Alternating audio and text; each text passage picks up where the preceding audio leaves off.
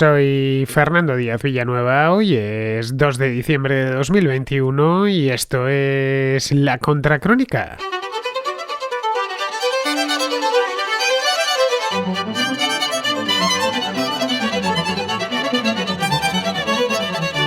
Tras 2 meses de intensas negociaciones, la semana pasada el actual vicecanciller de Alemania y candidato del SPD en las últimas elecciones, un tipo llamado Olaf Scholz, que ya vimos aquí con más detalle a lo largo de la campaña y la noche electoral, anunció un pacto de gobierno que le permitirá tomar posesión del cargo la próxima semana, del cargo de canciller, obviamente. En el gobierno entrarán los propios socialdemócratas, que son los líderes de la coalición, que se quedarán con la Cancillería y con los ministerios de Interior, Defensa y Trabajo. Esos son los principales, se van a quedar con unos cuantos secundarios. Luego los verdes, que se encargarán de Economía, de Exteriores y de Medio Ambiente, como no podía ser menos. Y los liberales, que asumirán los ministerios de Finanzas, Justicia y Transporte. A la coalición la han dado en llamar semáforo, porque los colores de los 3 partidos en Alemania, como ya os he dicho en muchas ocasiones, cada partido tiene su propio color. Son el rojo de los socialdemócratas, el amarillo de los liberales y el verde de los verdes. Y estos evidentemente pues coinciden con los de un semáforo. El acuerdo de gobierno es largo, tiene casi 200 páginas y trata de dejar las áreas de influencia debidamente delimitadas, antes de tener que enfrentar una crisis de gobierno antes de tiempo. El documento incluye algunas medidas que entrarán en vigor y lo harán tan pronto como sea investido el nuevo canciller y se conforme el gabinete. Por ahora sabemos lo que se va a quedar cada partido, pero no sabemos todavía los nombres.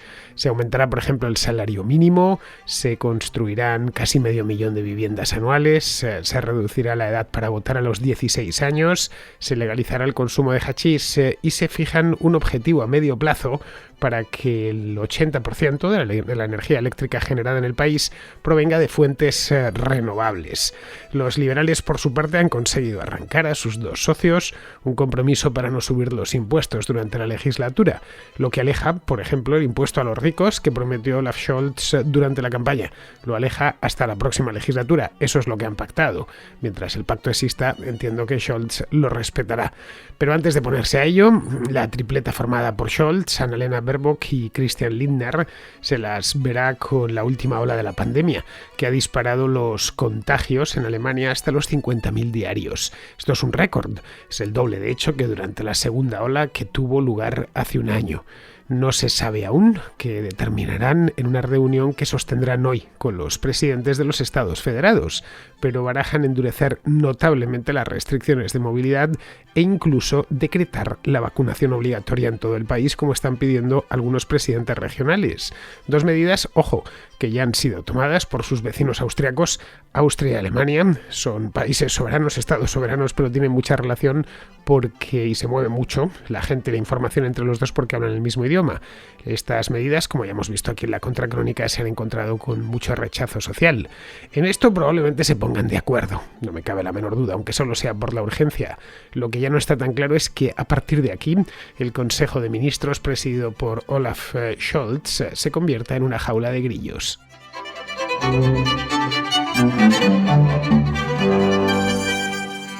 El resultado de las elecciones federales alemanas del pasado 26 de septiembre no gustó a nadie. Lo vimos aquí, no en directo, pero sí en diferido por poco tiempo, ya que preparé un programa electoral aquella misma noche. Ganó, como bien sabemos, el socialdemócrata Olaf Scholz, pero lo hizo con un porcentaje y un número de escaños en el Bundestag muy insuficiente para gobernar. Se quedó lejísimos de la mayoría absoluta. Tampoco es que aspirase a ella. Las mayorías absolutas en Alemania es algo muy del pasado, es implanteable para ningún gobernante, ni siquiera para Angela Merkel conseguir una mayoría absoluta, pero vamos, es que se quedó bastante lejos. Necesitaba no un socio, que eso por descontado, siempre hace falta un socio en Alemania, sino 2, si pretendía ser investido canciller. En esta legislatura el Bundestag tiene 736 diputados. Esto ya lo expliqué durante la campaña electoral alemana. En Alemania cambia el número de miembros del Bundestag en función de la legislatura por el sistema electoral un tanto endemoniado que tiene, que también os lo expliqué en su momento. Bien, pues en esta legislatura, que va del año 2021 pues hasta dentro de 4 años, que habrá las siguientes elecciones, va a haber 736 diputados en la Cámara Baja. La Cámara Alta es el Bundesrat, pero como en todas todas las repúblicas parlamentarias o las monarquías parlamentarias, al final la cámara importante es la cámara baja, en este caso el Bundestag. Bien, la mayoría absoluta, si son 736 diputados, la mayoría absoluta en el Bundestag en esta legislatura es de 369, si no he hecho mal los cálculos, que también es posible porque ya sabéis que las matemáticas no se me dan muy bien. Bien, los socialdemócratas ganaron el día 26 de septiembre solo 206 diputados. Ojo, y no estaban mal, no estaban mal porque venían de tener 153 en la legislatura anterior, es decir, que habían ganado 53 por el camino, así que necesitaban a un socio, como ya os he dicho, y a otro de complemento. Necesitaban a los verdes, que es su socio preferente, con quien ya gobernaron hace muchos años, hace 20 años, en aquellos gobiernos míticos de Gerhard Schröder, con Trittin y con, bueno, los que conozcáis la política alemana lo recordaréis, con Joschka Fischer, etcétera, que fueron dos legislaturas seguidas, justo en el cambio de siglo, y siempre que han podido, pues evidentemente están más cercanos desde el punto de vista ideológico y de sensibilidades políticas de los verdes que de cualquier otro partido. Bien, estaba claro que iban a pactar con los verdes y el problema es que los verdes no tenían suficiente, no podía hacerse una coalición rojiverde como sucedió en tiempos de Schröder, como sucedía ya por el año 2000. Los verdes, que habían crecido mucho en estas elecciones, tenían solo 118, es lo único que podían aportar. Sí que les obligaba a contratar a un tercer socio que les pusiese los 45 que les faltaban. Eliminado el CDU por razones obvias, quedaban solo dos fuerzas en el Parlamento posibles, los liberales del FDP y Alternativa por Alemania. Die Linke, que es el partido de extrema izquierda, caudillado por Dietmar Bartsch, se dio un buen batacazo en las elecciones y solo ganó 39 escaños. Ojo, este sí que se dio un buen golpe, porque tenía 69 en las elecciones anteriores, las de 2017, por lo que Die Linke no servía para nada y quedó eliminado desde el primer momento. Solo podía ser con los liberales, claro está, de Christian Lindner, porque con Alternativa por Alemania hay una suerte de cordón sanitario al que nadie se quiere acercar a aquella formación. Vamos, que ni se lo plantearon en ningún momento. Bien, a esa coalición formada por SPD, los verdes y los liberales, una coalición teórica, se le conoce, hasta ahora era teórica, ahora ya es práctica, se le conoce en Alemania como semáforo, por lo que ya os he explicado, por los colores de cada uno de los partidos. Nunca se había ensayado algo así a escala federal, al menos que yo sepa, por lo que era una incógnita si iban a ponerse de acuerdo, es decir, si iban a sacar adelante una coalición que en principio parecía algo complicada, porque verdes y amarillos, es decir, los verdes y los liberales, tenían muchos puntos que les separaban. Luego no cabía además la opción, que también se barajó, por supuesto, se barajó la noche electoral y poco más, de una gran coalición entre SPD y CDU, como la que gobernaba hasta la fecha, como la que sigue gobernando todavía hoy. El nuevo canciller no ha tomado posesión del cargo. ¿Por qué no había esa posibilidad? Invirtiendo los papeles, es decir, que Armin Laschet pasase a ser vicecanciller y Scholz canciller. Bien, porque no querían, porque ni socialdemócratas ni socialcristianos querían hablar de ella. Así que o salía el semáforo, no había plan B. Bueno, sí, había plan B. El plan B era repetir las elecciones a principios del año que viene, algo de lo que los alemanes no quieren ni oír hablar. La suya es una república parlamentaria. Ellos ya han hecho, el votante ya ha hecho su trabajo, que es emitir su voto, y la labor de los elegidos es ponerse de acuerdo, nada más. No existe el viejo recurso de no puedo formar gobierno, luego intentémoslo otra vez, que tanto nos gusta en España. Recordemos que aquí, en la historia muy reciente, pues tan reciente como hace 2 años, en 2019 o en el año 2016, primero el Partido Popular y luego el Partido Socialista decidieron repetir las elecciones con unos meses de diferencia porque ni Mariano Rajoy primero ni Pedro Sánchez después podían formar gobierno. Bien, esa posibilidad, que por existir existe en Alemania, no se la plantean porque temen a los votantes. Bien, pues los elegidos se sentaron a negociar la semana siguiente a las elecciones. Algo similar había sucedido años antes, en el año 2017, cuando se encontraron con un problema muy parecido. Merkel había ganado, pero había ganado, digamos, de aquella manera, había ganado perdiendo. Las elecciones de 2017 a Merkel no le salieron tan bien como ella pensaba, se dejó algo así como 8 o 9 puntos porcentuales, un montón de escaños, perdió 60 o 70 escaños y estaba sobre el alero. No se tenía muy claro que pudiese revalidar el cargo, así que empezaron a hacer coaliciones posibles, todas por supuesto teóricas. Ensayaron esta posibilidad la ensayaron sobre el papel, bueno, y sobre una mesa de reuniones porque se llegaron a reunir. Es decir, que cabía la posibilidad de armar una coalición semáforo que sumaba más escaños que los de la CDU. Bien, la ensayaron, pero los liberales se levantaron pronto de la mesa y aquello no avanzó. Esto dio lugar a que se temiese que esta vez tampoco fuese posible, porque liberales y verdes iban a enzarzar en una discusión, iban a poner líneas rojas infranqueables y por lo tanto no iba a haber gobierno. Y se iban a encontrar en el mes de febrero de 2022 pues como se encontraban hace 4 años, en febrero de 2017, principios de febrero, sin todavía cerrar un pacto de gobierno, y que eso condujese o a la repetición electoral o a que conservadores y socialistas y socialdemócratas se estuviesen otra vez que poner de acuerdo, como pasó allá por 2018. Bien, esta vez no ha sido necesario. Los liberales han permanecido sentados en la mesa, los verdes también. En aquel entonces la formación de gobierno es que se demoró meses. Esta vez ha sido relativamente rápido, solo 2. Las elecciones fueron el día 26 de septiembre y la anunciaron a finales de, creo que exactamente el 26 de noviembre. Así que han tardado en negociarlo un par de meses. En aquel entonces, hasta febrero, creo que mediados de febrero, fue cuando Merkel y el SPD anunciaron que reeditaba la coalición otros 4 años, la gran coalición. Bien, esta vez no quedaba otra que sacar el semáforo adelante porque no había otra opción. Ya os he dicho, así que socialdemócratas, verdes y liberales continuaron la negociación donde la habían dejado hace 4 años. Los tres se sentían refortalecidos por las urnas después de las elecciones. El SPD había sumado, como ya os he dicho, 53 escaños el 26 de septiembre, los verdes 51 y los liberales 12. Todos podían sacar pecho y poner condiciones, pero claro, solo uno podía elegir la Cancillería o aspirar a la Cancillería.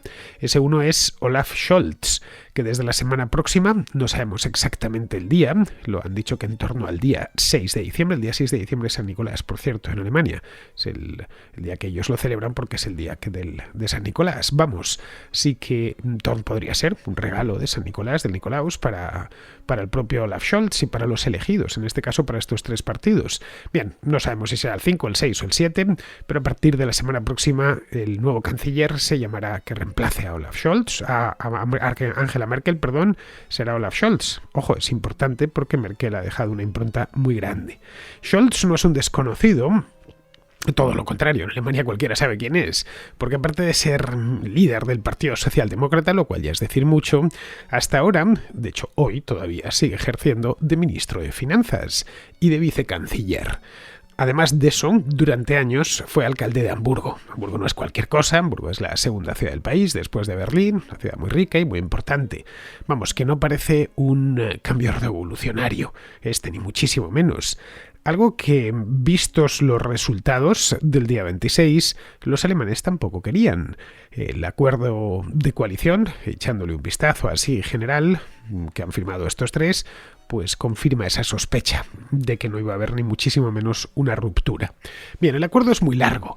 Tiene, como os he dicho antes, casi 200 páginas, 177 exactamente, y consiste básicamente en repartirse las áreas de influencia dentro del gobierno.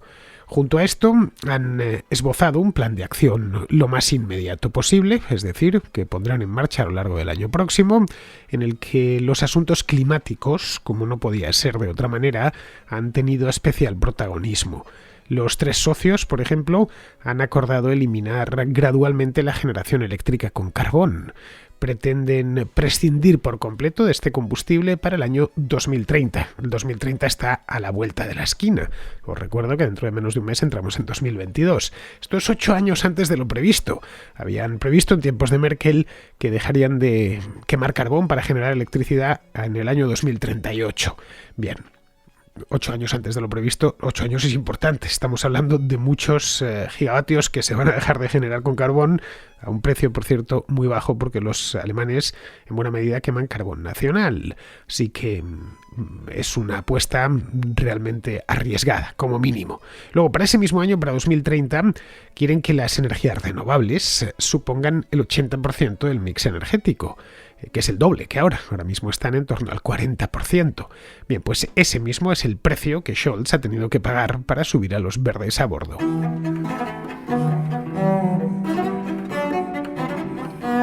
Lo de olvidarse del carbón para generar electricidad, que es el principal uso que se le da al carbón hoy en Alemania y en el resto del mundo, nadie que yo sepa tiene una plancha de carbón en su casa. Bueno, hay gente que la tendrá, pero la tiene de adorno, encima de un aparador. No la utiliza para planchar la ropa. Vamos, el carbón esencialmente se quema hoy en día para... Los barcos no se mueven con carbón, se mueven con combustible derivado del petróleo, con búnker, es decir, muchos usos. Las locomotoras de los trenes tampoco se mueven con carbón, sino con electricidad o con gasóleo. Así que lo principal cuando se saca carbón del subsuelo es básicamente para quemarlo en centrales térmicas convencionales y generar electricidad con él. Así que esto, como os decía, es una apuesta arriesgada, porque a diferencia de otros países de Europa, como Francia, como el Reino Unido, como España, en los que el carbón prácticamente ha desaparecido del mix energético, en España de manera muy reciente, queda todavía alguna central abierta, pero ya son muy poquitas en comparación con las que llegó a haber hace no tantos años. En Alemania el carbón sigue siendo muy importante. Si echamos un vistazo a cómo se ha atendido la demanda eléctrica en Alemania durante el primer trimestre de este año, de 2021, observamos que las renovables han aportado el 41,4% de la electricidad.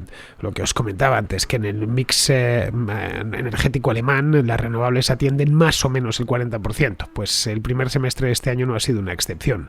Seguidas por el carbón con el 26,2% y luego ya a mucha distancia está el gas natural con el 16,7%, y la energía nuclear, que está extinguiéndose en Alemania porque están procediendo al cierre de todas las centrales nucleares. Por cierto, en principio sobre el papel tendrán que terminar de cerrarlas todas el año próximo. Ya veremos si lo hacen o si no lo hacen. Esto de cualquier manera, lo de cerrar las centrales nucleares no depende de este gobierno. Esto fue una decisión del gobierno de Angela Merkel, que simplemente este gobierno está encantado con ella. Así que supongo que para dentro de un año, en diciembre del año 2022, ya estarán completamente cerrados y la nuclear no podrá aportar ese 11,7% que ha aportado durante el primer trimestre de este año.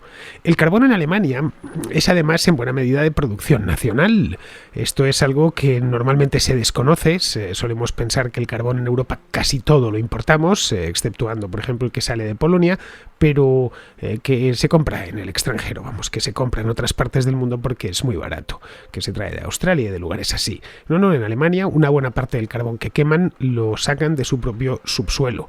Alemania, de hecho, es el mayor productor mundial de lignito. El lignito es un tipo de carbón con un porcentaje bajo de carbono. No todos los carbones son iguales. No es lo mismo el lignito que la antracita. La antracita es un carbón muy puro, con un porcentaje de carbono en su composición tremendamente alto, del entorno del 90-95%. Entre medias está la hulla. Digamos que el lignito es algo así como el carbón de peor calidad. Por debajo del lignito ya estaría la turba. Todo depende de la cantidad de compresión a la que ha sido sometido ese carbón y la cantidad de millones de años que lleva bajo el subsuelo. Bien, lo que hay en Alemania es esencialmente lignito. Lo extraen en unas minas a cielo abierto que son inmensas y dignas de ser visto. Emplean un tipo de máquinas que parecen máquinas sacadas de películas de ciencia ficción. Están en el norte y en el este del país, y estas minas, que son muy llamativas, ya digo, podéis buscar en internet, en YouTube, y veréis algún reportaje sobre las mismas, llevan en el punto de mira de los ecologistas desde hace muchos años, pero que no se cierran porque a fin de cuentas es un combustible muy barato, que extraes de tu propio subsuelo, lo extraes en superficie, no tienes ni siquiera que hacer minas en galería ni nada por el estilo, y que aporta algo así. Este lignito, algo así como el 10% de la energía eléctrica que se consume dentro de Alemania. Que se elimine el carbón y las minas de lignito es algo popular entre los votantes alemanes, no lo olvidemos.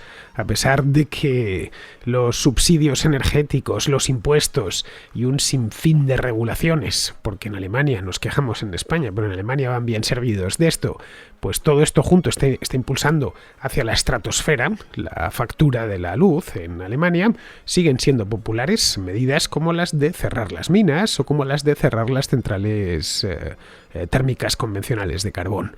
Hoy, de hecho, los precios en Alemania figuran entre los más altos de Europa, lo que significa que están entre los precios de la electricidad, estoy hablando, lo que significa que están entre los más altos del mundo.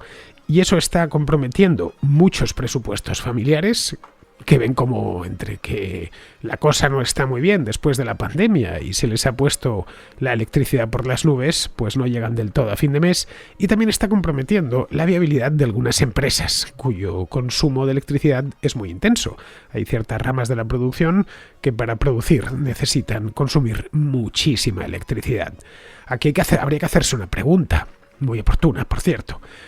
La pregunta es si seguirán siendo populares estas políticas climáticas si los precios siguen subiendo de la manera en que lo han hecho a lo largo del último año. A Scholz, de cualquier manera, siempre le queda la posibilidad de culpar a los verdes de todo el desaguisado.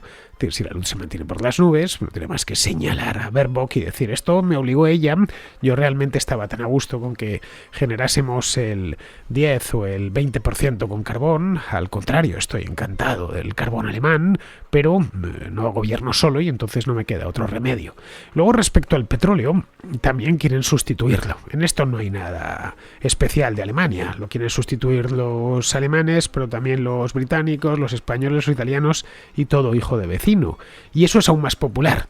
En Alemania el electorado compra de forma entusiasta cualquier tipo de argumento político que venga pintado por el ecologismo, que sea ecologista, vamos. Es el país ecologista por antonomasia. El problema en Alemania es que la industria automotriz es muy poderosa. Siempre que pensamos en alemanes, pues pensamos en automóviles. No es casual, caray. Los Mercedes, los BMW, los Volkswagen y muchos de ellos se fabrican allí y desde luego prácticamente todos se desarrollan y la tecnología está hecha allí. Los alemanes llevan vendiendo automóviles más de 100 años con gran éxito y además, por lo visto, aunque yo no soy conductor, hacen unos vehículos de primera calidad. Bien, esta es una industria muy puntera, la alemana, que se está adaptando poco a poco a los vehículos eléctricos. Volkswagen, por ejemplo, ha empezado ya, que es el mayor fabricante del mundo, ha empezado a fabricar en masa vehículos eléctricos. Bueno, hay un montón de ellos, los podemos ver en la publicidad, incluso ya por la calle, y su proyecto es que de aquí a dentro de 20 años, pues prácticamente toda su fabricación sea eléctrica. Pero claro, esa transformación aún llevará unos años. Además, luego hay otra cosa. No es que los alemanes vayan a comprarse un automóvil ahora, es que ya lo tienen. Si el parque móvil alemán, que está formado por 48 millones de vehículos a motor, quiero decirlo, además están las bicicletas, que también son muchas. Bien, si todo el parque móvil alemán se electrifica en muy poco tiempo, la red tendrá que ponerse al día, la red eléctrica. Y ahí volvemos al problema de la generación y de la distribución. Si Alemania prescinde del carbón y de las nucleares, tendrá que atender una demanda recrecida por que se han enchufado un montón de vehículos a la red para cargarse todas las noches. Tendrá que atenderla con renovables o solo con renovables y gas natural. La generación renovable es intermitente, eso ya lo sabemos, a pesar de que la potencia instalada renovable en Alemania es muy grande, pero es intermitente, necesita un respaldo fósil o nuclear para cuando no luzca el sol o no sople el viento. Todavía no es posible almacenar de forma económica esa energía de origen renovable en baterías. Así que, sin carbón y sin petróleo, lo único que queda es el gas, que en Alemania se importa básicamente de Rusia. Los verdes condenan también el gas natural, y se niegan a que se importe de Rusia. Pero la alternativa es pedir a los alemanes que apaguen la luz de casa y se calienten con licor. Bien, esto último obviamente no parece viable, aunque a muchos alemanes les gustaría lo de calentarse con licor. Luego, la transición energética en Alemania consistirá, como ya ha sucedido en España, en pasar de depender del carbón a hacerlo del gas natural o directamente a depender del extranjero, es decir, de importar energía eléctrica, que es la peor decisión estratégica que pueda adoptar cualquier país. Luego, para convencer a los liberales de embarcarse en el gobierno, Scholz ha tenido que pagar un precio más asumible. El FDP se había marcado como línea roja el incremento de impuestos, algo que los socialdemócratas traían en la cartera. Scholz había prometido incluso un impuesto especial a los ricos, que es el impuesto de moda ahora entre los socialistas europeos, pero vamos, tendrá por ahora que olvidarse de él. Lindner ha hecho con todo una excepción, dando por buenos los impuestos relacionados con las emisiones de dióxido de carbono. Por ahí ni Scholz ni Annalena Baerbock, que es la líder de los verdes, estaban dispuestos a pasar. La carbonofobia es una de las religiones de nuestro tiempo y nadie quiere pasar por hereje para que no le quemen en la hoguera y le señalen. Lo que se ha conseguido Christian Lindner, que es el Ministerio de Finanzas, que es un ministerio muy importante, es el mismo que durante años ocuparon pesos muy pesados de la política alemana como Wolfgang Schäuble o Theodor Weigel. En Alemania, por cierto, el Ministerio de Finanzas se encuentra en la sede del antiguo cuartel general de Hermann Göring, donde se encontraba el Ministerio de Aviación. Bueno, pues ahí el Ministerio de Finanzas, porque luego está el de Economía, es el encargado de recaudar impuestos. Es lo que en España llamaríamos el Ministerio de Hacienda. Y también de elaborar el presupuesto. Bien, Lindner hará todo lo que esté en su mano para que no se eleve el techo de deuda y para no gastar más dinero del estrictamente necesario en los planes de reactivación económica, que ya bastante ha gastado el Estado alemán hasta la fecha. No se encontrará en esto, creo yo, con la oposición del canciller Scholz, que hasta ahora ha sido, y sigue siendo todavía a día de hoy, ministro de Finanzas. Y por si algo se ha caracterizado este hombre es por ser muy ahorrativo y mirado con el dinero del contribuyente, algo que le ocasionaba críticas continuas en las filas de su partido. Para aplacarles, durante la campaña electoral el SPD insistió como un reclamo social irrenunciable en el aumento del salario mínimo, algo que en Alemania es nuevo, se implantó por primera vez en el año 2015. Esto sí que lo ha logrado. Ha logrado al menos que los liberales se lo respeten. Actualmente se encuentra en 9 euros con 60 céntimos la hora. Y desde el año próximo pasará a ser de 12 euros. Así que es una buena subida. Junto a eso, pero son muy pocos los que ganan el salario mínimo en Alemania. De cualquier manera, los sueldos están muy por encima. Luego, junto a eso, el Estado se encargará de financiar la construcción de 400.000 viviendas nuevas cada año durante toda la legislatura. Algo a lo que ni verdes ni liberales han puesto problemas porque con algo habrá que animar la economía alemana después de la pandemia. Los verdes, aparte de llevarse el premio gordo con el cierre de las minas de carbón y las centrales eléctricas térmicas, las de carbón también, el premio gordo con proscribir el carbón en definitiva, se hacen con el Ministerio de Asuntos Exteriores, que es algo que venían persiguiendo desde hacía tiempo. En materia exterior, los verdes tienen un programa mucho más duro que el de los socialdemócratas.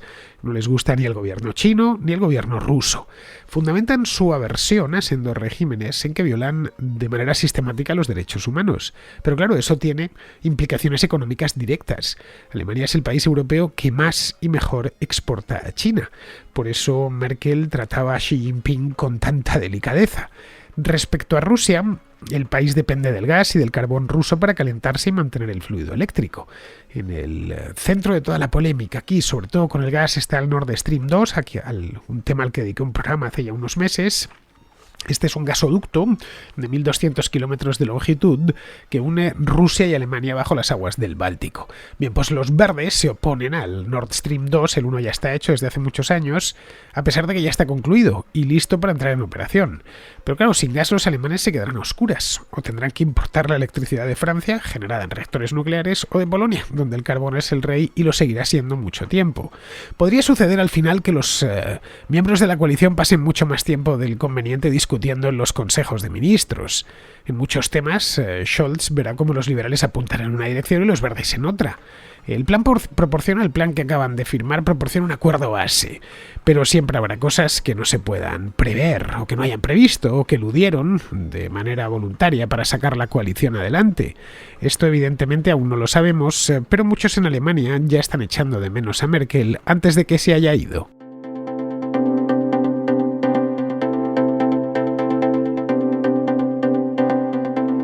Ahora, más que nunca, las empresas se enfrentan a un gran reto cuando necesitan incorporar profesionales en sus equipos o en proyectos que precisan de personal que encaje a la perfección. Si estás buscando directivos o perfiles altamente cualificados para tu empresa y no sabes por dónde empezar, Randstad Professionals, la consultora de selección del grupo Randstad, te ayuda a seleccionarlos, ya sea de forma indefinida o temporal, a través de Interim Professionals. Randstad pone a tu disposición un equipo especializado por sectores y por puestos, junto a una metodología propia de selección. Randstad Professionals te presenta la nueva generación de candidatos imparables que tu empresa necesita. Encuéntralos en la siguiente dirección: randstad.es/imparables.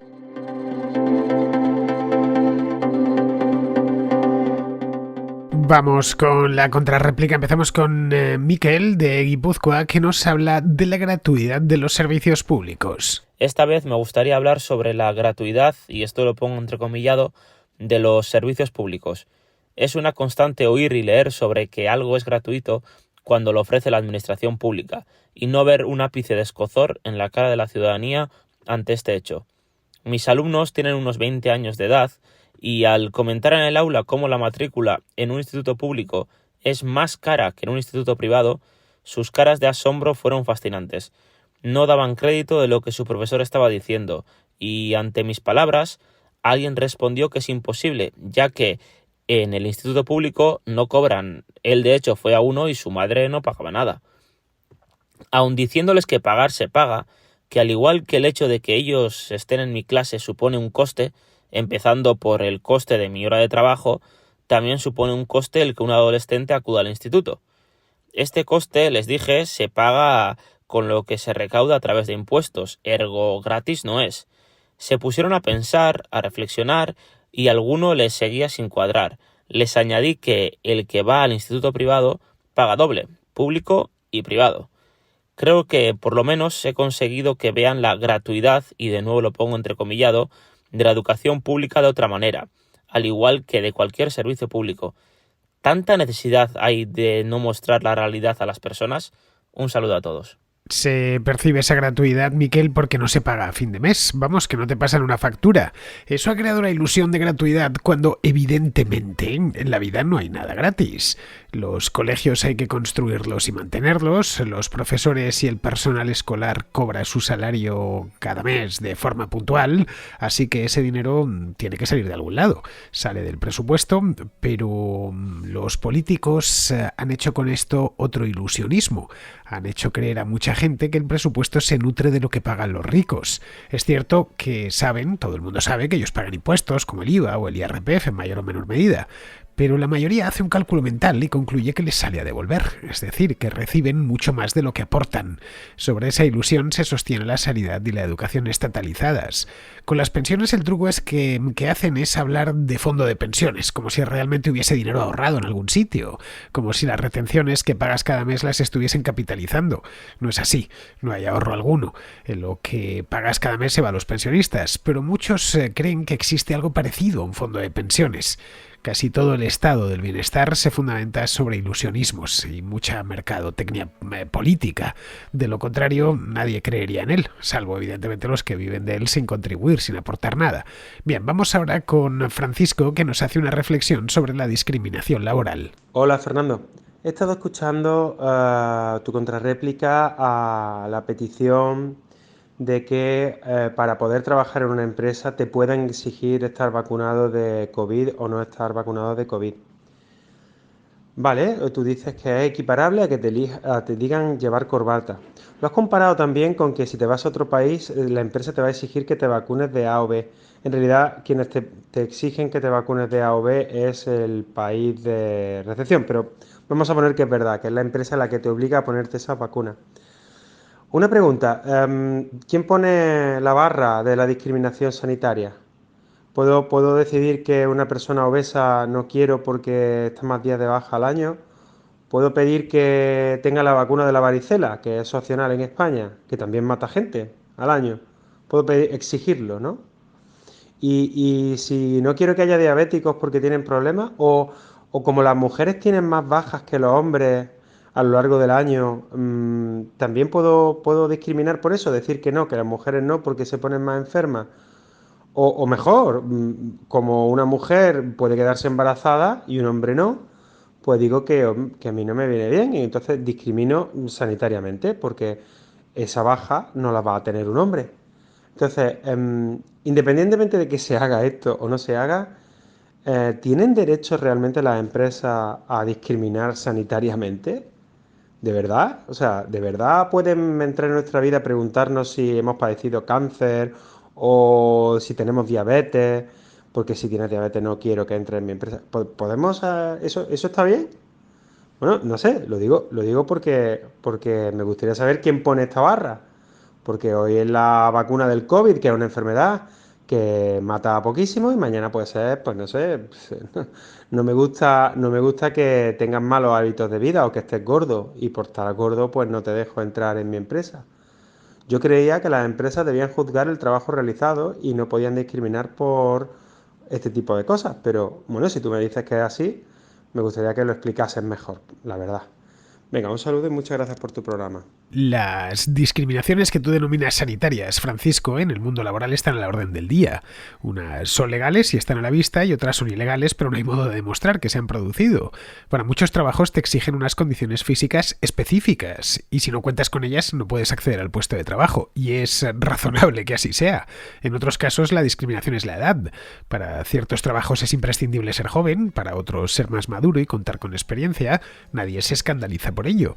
Al contrario, no parecería normal ver a alguien, no sé, con 65 años, con sobrepeso y con problemas cardíacos encaramado en un árbol del retiro para podarlo. Es normal que para ese tipo de trabajos pidan gente joven y en buena forma. Tampoco sería aceptable saber que un avión, el avión en el que viajas, lo pilota alguien que no ve bien o que tiene problemas auditivos. Bueno, lo que comentaba aquí hace un tiempo de los controladores. Antes siquiera de examinarte te exigen que estés en perfecto estado físico, de lo contrario despídete de presentarte y naturalmente de ser controlador aéreo. Respecto a lo de las vacunas, lo he dicho ya 100 veces. Si yo trabajase en un periódico y me envían a cubrir un golpe de estado en el Congo, el gerente del periódico me obligaría a ponerme todas las vacunas obligatorias a la entrada del país y las que no lo son, porque de lo contrario el seguro no me cubriría la atención médica o la repatriación. Esto es aplicable a un ingeniero que viaja a la cuenca del Zambeze a construir una central hidroeléctrica. Si quieres trabajar en el proyecto, te tienes que vacunar. No le van a decir otra cosa a ese ingeniero. A fin de cuentas, piénsalo, el de las vacunas es el sacrificio más pequeño que le van a pedir al ingeniero en cuestión. Seguramente tenga que dejar a su familia en España y pasará meses en un rincón remoto del mundo con una conectividad muy baja, comiendo mal y expuesto a que le pase cualquier cosa. Imagínate lo que habrá en la cuenca esa del Zambeze. Las discriminaciones por razón de sexo están terminantemente prohibidas, como bien sabes, por la Constitución, pero se practican. Si yo, por ejemplo, quiero cubrir un puesto con una chica, porque ese es mi deseo, no tengo más que desestimar a los candidatos varones y viceversa. Si lo que quiero es cubrirlo con un chico, pues desestimo a los currículums femeninos. Si la empresa es grande, el proceso de selección será más complejo e intervendrá más gente, ¿no? Pero si es pequeña, seleccionaré a quien yo quiera, del sexo que quiera y de la estatura que quiera. Eso sí, si tengo cariño por mi propia empresa, lo más probable es que me incline por la persona que más se ajuste al perfil de lo que estoy buscando. Así que, Francisco, este tipo de discriminaciones se practican continuamente y la mayor parte de ellas son no solo legales, sino además muy comprensibles. Bien, seguimos con Miguel Ángel, que tiene una pregunta para Andrea sobre la vacuna para los niños, así que se la he remitido a Andrea y ha tenido la cortesía de responderle. Voy a poner las dos juntas, la pregunta y la respuesta. Hola Fernando, felicidades por tus programas que son muy interesantes. En esta ocasión quería hacer una pregunta para Andrea. Vamos a ver, con relación al tema de la vacuna en niños, hay una cosa que no entiendo bien.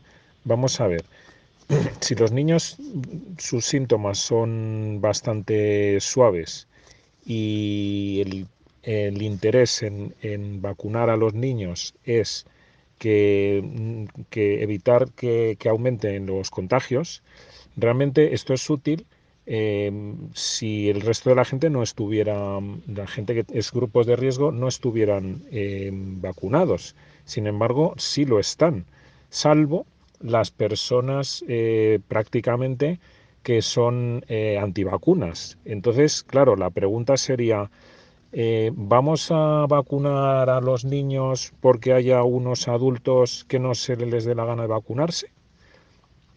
Porque si no fuera así, vería que creo que es un dispendio de recursos que, bueno, se podría decir, bueno, pero es que aún así hay algunas personas que tienen la vacuna y pueden al final acabar en la UCI, aunque son pocos, pero pueden acabar en la UCI. Bueno, vale, pero aquí habría al final que valorar, y a lo mejor es un poco duro lo que digo, si merece la pena el gasto de recursos de vacunar a los niños para que haya una serie de personas que tienen el riesgo de ir a la UCI. No sé si me explico. Quiero decir, es que hay otras enfermedades que necesitan también recursos y hay gente que muere con ellas. Entonces, al final, habría que hacer un análisis de a dónde se debe invertir en materia de sanidad. Bueno, pues esta era un poco la pregunta. Venga, muchísimas gracias. Hasta otra. Estimado Miguel Ángel, la pregunta como la planteas, más desde el punto de vista de la gestión de recursos, efectivamente tiene mucha enjundia. Sabemos que la vacuna previene la COVID de manera equivalente en niños que en adultos. Es cierto que son una minoría los niños que de contagiarse desarrollan síntomas severos. Y desde el punto de vista médico, en la medida que el tratamiento esté disponible para evitar esos casos, sería incorrecto no ofrecerlo ni tan siquiera. Segundo, como muy bien indicas, una de las razones de mayor peso para vacunar a los niños es que transmiten la enfermedad a adultos, que son mucho más vulnerables a la enfermedad. Que en un principio, según apuntas, en efecto, ya estarían vacunados. El problema es que esta afirmación, si bien puede ser cierta para sitios como España y Portugal, dista mucho de serlo en otros países, y no me refiero a Chad, sino a vecinos como Austria o Reino Unido, por mencionar solo algunos. Luego, ahí entra en juego la decisión de cada país, atendiendo exclusivamente a este criterio, de ofrecer la vacuna para niños o no. Sin embargo, si me permites, hay otra razón de aún más peso que las anteriores, a saber, la seguridad de los propios niños y, en segundo lugar, la de quienes lo rodean. Esta tercera razón, de orden más bioquímico, es que cada vez que el virus tiene opción de replicarse, de multiplicarse, cosa que solamente puede hacer cuando contagia a alguien, tiene la opción de sufrir mutaciones y dar lugar a variantes. Sabemos que la mayoría de estas variantes se extinguen de manera rápida y no suponen mayor riesgo.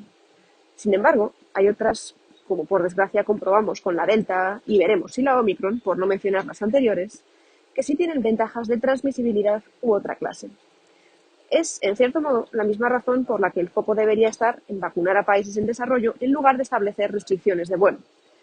Cada opción de salto que tenga el virus es un lanzamiento a la ruleta rusa de la variación genética. Lo normal es que falle, pero ahí se acierta.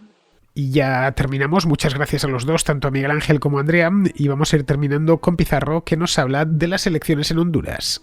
Imaginar que los problemas de corrupción, narcotráfico, crispación política, violencia extrema, pobreza y emigración se pueden reencauzar con un cambio de presidente o de partido gobernante es tener una idea de la democracia y de la política algo infantiloide. Cambiar unos intereses creados, establecidos y engrasados por otros que jueguen a favor de la mayoría no tiene que ver con la democracia para hastiados y cautivos ni con los partidos de acción cortoplacista. En Honduras, todas las bases sobre las que construir la prosperidad, instituciones, justicia, seguridad, mercado, están podridas y girar a la izquierda o a la derecha o no moverse es irrelevante. Sus emigrantes están tristes y lúcidos. El resto chapotea. Un cordial saludo de Pizarro. Y hasta aquí, queridos amigos, llega la contra de hoy, 2 de diciembre. Mañana es 3, pero no hay contracrónica, hay contrahistoria. Os lo digo ya, muchos los que seguís mi canal de YouTube lo sabréis porque mañana viene Alberto, va a estar Alberto Garín y vamos a hacer una contrahistoria especial sobre novela histórica. Vamos, me parece un temazo que se le ha ocurrido a Alberto y que creo que van a salir verdaderas chispas de aquí. Chisporrotazos de placer va a haber entre parte de la audiencia muy aficionada, que sé que es así, a la novela histórica. Así que, queridos amigos, nos escuchamos mañana en la contrahistoria. Hasta mañana.